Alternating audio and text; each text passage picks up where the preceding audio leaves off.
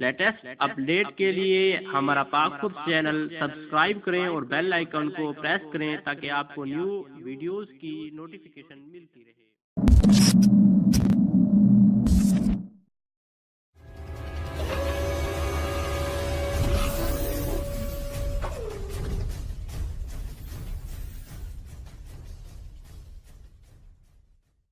बिस्मिल्लाहिर्रहमानिर्रहीम अस्सलाम वालेकुम दोस्तों, मैं मोहम्मद इरफान। दोस्तों, जैसा कि आपको मालूम है कि हमने वेब डेवलपमेंट कोर्स स्टार्ट किया हुआ है जिसमें हम HTML को डिस्कस कर रहे हैं। HTML meaning hyper text markup language, जिसमें हमने कुछ टैग के बारे में डिस्कस कर लिया है। और आज का जो लेक्चर नंबर 5 है इसमें हम हॉरिजॉन्टल रूल्स के बारे में डिस्कस करेंगे।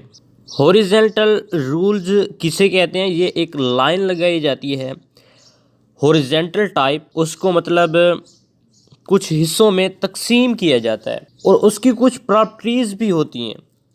तो देखते हैं किस तरह ये डिस्कस होगा, प्रैक्टिकल करेंगे तब ही आपको कुछ समझ आएगी। तो चलते हैं और देखते हैं कि किस तरह से हमने हॉरिजॉन्टल रूल्स को अप्लाई करना है अपने वेब पेज में। वेब पेज किसे कहते हैं? वेबसाइट का जो पहला पेज होता है, एक फ्रंट एंड सामने जो कुछ हमें नज़र आ रहा होता है, उसे हम वेब पेज कहते हैं। तो मैंने ब्राउज़र ओपन कर लिया। ये देखें, मैंने पिछली फ़ाइल जो हमने बनाई थी वो भी ओपन है और वैसी की वैसी पड़ी है। और ये कुछ टेक्स्ट भी हमने जैसे जैसे लिखा था वो भी वैसे का वैसा है। तो देखते हैं इसके नीचे, सबसे नीचे मैं यहाँ पे हॉरिजॉन्टल रूल्स अप्लाई करूँगा। हॉरिजॉन्टल रूल्स एक लाइन लगाई जाती है, दो हिस्सों में तकसीम किया जाता है पैराग्राफ को या वेब पेज के कुछ हिस्से को। तो उसके लिए हम टैग इस्तेमाल करते हैं HR। जैसा कि आपको मैंने बताया था, जो टैग हम परफॉर्म करते हैं उसके अल्फ़ाबेट हम टैग में यूज़ करते होते हैं। तो देखें हमने हॉरिजॉन्टल रूल्स को किस तरह अप्लाई करना है और उसका टैग कौन सा है। टैग है HR। तो ये देखें, मैंने टैग स्टार्ट करता हूँ लेस देन HR और ग्रेटर देन के साथ मैंने बंद कर दिया। जैसा कि आपको मैंने बताया था कि जो टैग हम शुरू करते हैं उसको बंद भी करना होता है। इसको मैं इंटर करके नीचे कर लेता हूँ ताकि मुझे अच्छी तरह से समझ आ सके। तो मैं इसे बंद भी करता हूँ। ये देखें, मैंने बंद भी कर दिया। ओके, अब इससे क्या होगा देखते हैं कि क्या होता है। इसको मैं सेव करता हूँ। सेव करने के बाद मैं अपना ब्राउज़र ओपन करता हूँ और रिफ़्रेश करता हूँ F5 से या माउस से। तो ये देखें, एक लाइन लग चुकी है वाइट कलर की। वाइट कलर की क्यों लगी है? क्योंकि पीछे से वाइट कलर ही आ रहा है, इसलिए। अब दूसरी बात कि जितने भी HTML के टैग होते हैं, जब उनको स्टार्ट किया जाता है उनको बंद भी किया जाता है। लेकिन कुछ ऐसे टैग्स भी हैं जिनको बंद ना भी करें तो फ़र्क कोई नहीं पड़ने वाला, और वो बंद होते भी नहीं है, ना उनके बंद करने का सिस्टम बनाया गया है। तो इसको मैं अगर ख़त्म भी कर दूं तो कोई फ़र्क नहीं पड़ने वाला। सेव करता हूं, ये ऐसे ही लिखा जाता है क्योंकि जस्ट हमने लाइन लगानी होती है और लाइन वो लग गई। अब इसकी प्रॉपर्टीज़ भी होती हैं। जिस तरह हमने पैराग्राफ की प्रॉपर्टीज़ पढ़ी थी, उसमें कलर था, उसकी अलाइनमेंट थी और उसका बैकग्राउंड कलर था, फ़ॉन्ट फेस था, फ़ॉन्ट साइज़ था। इसी तरह इस HR टैग, हॉरिजॉन्टल टैग के कुछ एट्रीब्यूट्स भी हैं। तो एट्रीब्यूट्स किस तरह इस्तेमाल होते हैं? फर्स्ट नंबर पे जो टैग आ रहा है उसमें एक टैग है साइज़। ओके, जिस तरह हमने पैराग्राफ में एक एट्रीब्यूट यूज़ किया था, सॉरी मैंने साइज़ को टैग का है, इसे एट्रीब्यूट कहते हैं। जिस तरह मैंने पैराग्राफ में फ़ॉन्ट टैग में एट्रीब्यूट यूज़ किया था साइज़, फ़ॉन्ट साइज़, इसी तरह इसका भी एक साइज़ होता है।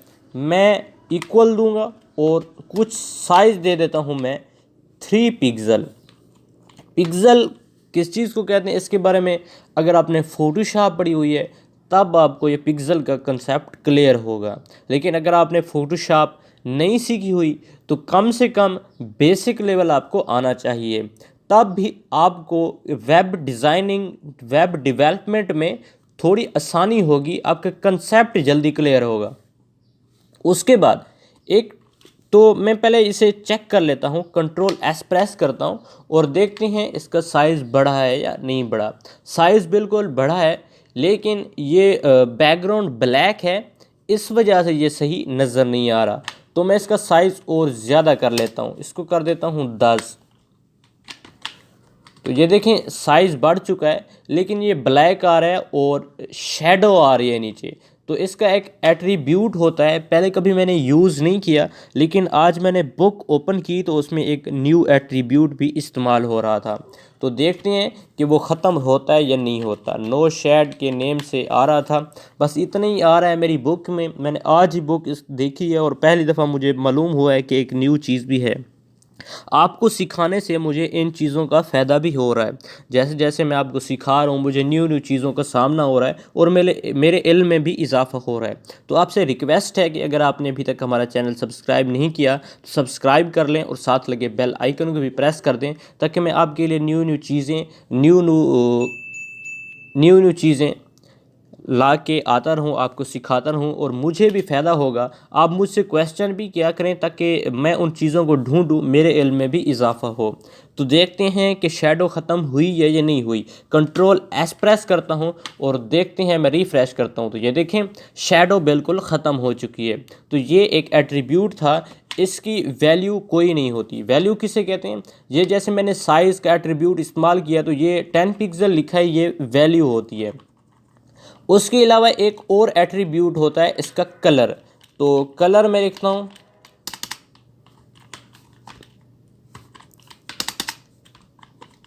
कलर की जो वैल्यू देता हूँ वो मैं रेड दे देता हूँ। ओके, कंट्रोल एस चेक करते हैं, ये देखें रेड हो गया। उसके बाद एक और एट्रीब्यूट होता है विड्थ। विड्थ में कर देता हूँ 50 पिक्सल।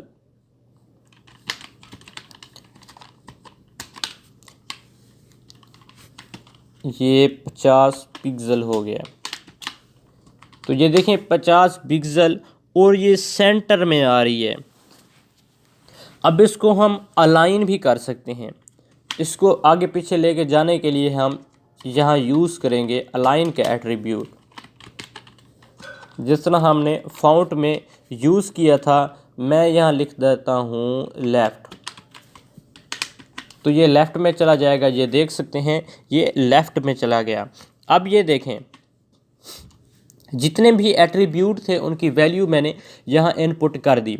आप अब इस तरह ट्राई करते रहें और इसकी प्रैक्टिकल करें। अब एक और बात, अगर मैं यहाँ पे 100 पिक्सल लिखता हूँ, 100 पिक्सल लिखता हूँ या 1000 पिक्सल लिखता हूँ तो ये तकरीबन फुल विड्थ ले लेगा। और एक और बात, जो ये मेरी एलसीडी है इसके साइज़ मुख्तलिफ होते हैं। मोबाइल में हम जाएं उसमें अलग साइज़ होगा, टैब में जाएं उसमें अलग साइज़ होगा, जो मेरी एलईडी है या एलसीडी है इसके जो विड्थ होगी वो अलग साइज़ से होगी। तो हर जो डिवाइस है, चाहे वो मोबाइल हो, टैब हो, कोई भी डिवाइस हो, उसमें बिल्कुल ये पूरी आ जाए, बिल्कुल फिट आ जाए, रिस्पॉन्सिव आ जाए, तो उसके लिए हम ये पिक्सल की जगह परसेंटेज इस्तेमाल करते हैं। और आपको पता है कि परसेंटेज तकरीबन 100 तक होती है, तो मैं लिखता हूँ 100%, या इस तरह लगा देंगे तो ये फुल विड्थ ले लेगी, रिस्पॉन्सिव होगी। अगर मैं स्क्रीन को छोटा बड़ा करूँगा तो ये बिल्कुल ही इसी तरह ही रहेगी। ये देखें बिल्कुल इसी साइज़ में ही जा रही है। ये देखें, ये आप देख सकते हैं बिल्कुल रिस्पॉन्सिव है। और अगर इसको मैं सेंटर में कर देता हूँ, अलाइन सेंटर करता हूँ और इसकी परसेंटेज मैं 50% कर देता हूँ तो ये दरमियान में आ जाएगी और बिल्कुल रिस्पॉन्सिव होगी, छोटी बड़ी नहीं होगी। ये देखें, अब मैं अगर इसको छोटा भी कर दूँ मोबाइल साइज़ का तो ये देखें बिल्कुल रिस्पॉन्सिव होगी। मैं जैसे जैसे इसको बढ़ाता जाऊँगा ये अपने आप रिस्पॉन्सिव बनती जाएगी। तो ये फ़ायदा होता है परसेंटेज देने का। और अगर इसकी जगह हम पिक्सल देंगे तो हमें काफ़ी प्रॉब्लम होगी, हमारी रिस्पॉन्सिबिलिटी ख़त्म भी हो जाएगी। परसेंटेज देने से बिल्कुल ये परफेक्ट आएगी। तो उम्मीद है ये आपको हॉरिजॉन्टल रूल्स के बारे में काफ़ी इल्म हो चुका होगा। इसके जो एट्रीब्यूट हैं ये आप याद कर लें। मैं इंशाल्लाह कोशिश करूँगा आप मुझे ईमेल दे दें, मैं ईमेल आप कमेंट्स भी कर दें, मैं ईमेल पे ना बुक आपको सेंड कर दूँगा। उस बुक से मैंने खुद सीखा है और मैंने एक इंस्टीट्यूट से सीखा है। आपको बुक गूगल से मिल जाएंगी।